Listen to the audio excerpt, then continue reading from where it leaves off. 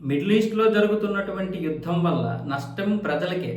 అన్ని దేశాలు నష్టపోతాయి కాబట్టి మేము మధ్యవర్తిత్వం వహించి ఈ యుద్ధానికి ముగింపు పలుకుతామని ఇప్పుడు చైనా విదేశాంగ శాఖ అయితే ఒక ప్రకటన విడుదల చేసింది. అంతేకాకుండా యూఏఈ ప్రెసిడెంట్ నెహ్యాన్తో పాటు గల్ఫ్ దేశ ప్రతినిధులతో కూడా మాట్లాడడం జరిగింది. కాబట్టి మేము మధ్యవర్తిని వహించి ఈ యొక్క యుద్ధాన్ని ముగింపు పలుకుతామని చెప్తోంది. మంచిదే, చైనా చెప్పినటువంటి మాటలు మంచివే. కానీ చైనా యొక్క భయం ఏంటంటే అమెరికా అణ్వాయుధాలు పరీక్షలు చేస్తుంది.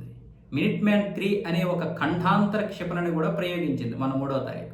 సో ఆ యొక్క క్షిపణిని కనుక ఇరాన్ మీద కానీ సముద్ర జలాల మీద కానీ వదిలితే మొత్తం అక్కడ ఆ హార్మోజ్ జలసంధితో పాటు అన్నిటి యొక్క ఇది ఆగిపోతాయి. అందుకే చైనా భయం. చైనా వాడు యుద్ధం చేయడు, ఎందుకంటే దానివల్ల నష్టమే.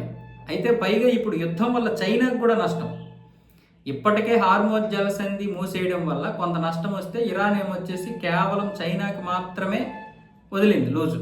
ఎందుకంటే చైనా బహిరంగంగా ఇరాన్కి సపోర్ట్ చేసినందుకు, మీరు సపోర్ట్ చేయండి మేము మీకు ఆ యొక్క వీలు కల్పిస్తామని చెప్తే చైనా బహిరంగంగా ఇరాన్కి సపోర్ట్ చేస్తే వెంటనే హార్మోజ్ జలసంధిలో ఉన్నటువంటి చైనా నౌకలు ఇప్పుడు కదులుతున్నాయి.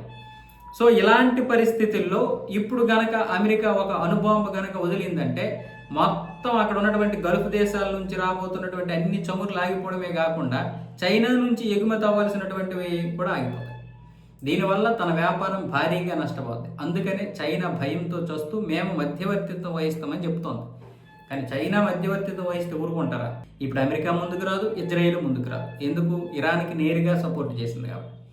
చైనా భయం చైనాది, అమెరికా పద్ధతులు అమెరికావి. అసలు అమెరికా చైనాని అస్సలు ఒప్పుకోదు.